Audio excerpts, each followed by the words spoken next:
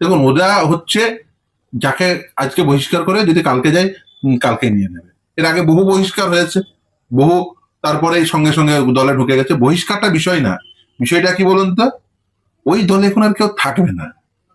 এই জন্য ওই দল থেকে বেরিয়ে আসার জন্য কেউ বিজেপির মধ্যে, বিজেপির অমুক নেতা আমাকে বাঁচিয়েছে এই বলে সে বহিষ্কার পেতে চাইছে, কেউ ভিতরের ইনফরমেশনটা লিক করে দিয়ে বহিষ্কার পেতে চাইছে। ওই দলে কেউ থাকতে চাইছে না, ওই দলের নৌকো থেকে সবাই ঝাঁপ দিচ্ছে। দরকার হলে নদীতে ঝাঁপ দিয়ে দেবে, ডুবে যাবে, কিন্তু ওই নৌকোয় কেউ কেউ উঠবে না।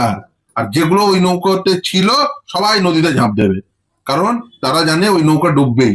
এবং এই যে কদিন আছে শুধুমাত্র মমতা বন্দ্যোপাধ্যায় মাঝে মাঝে ফেসবুক লাইভ করবে।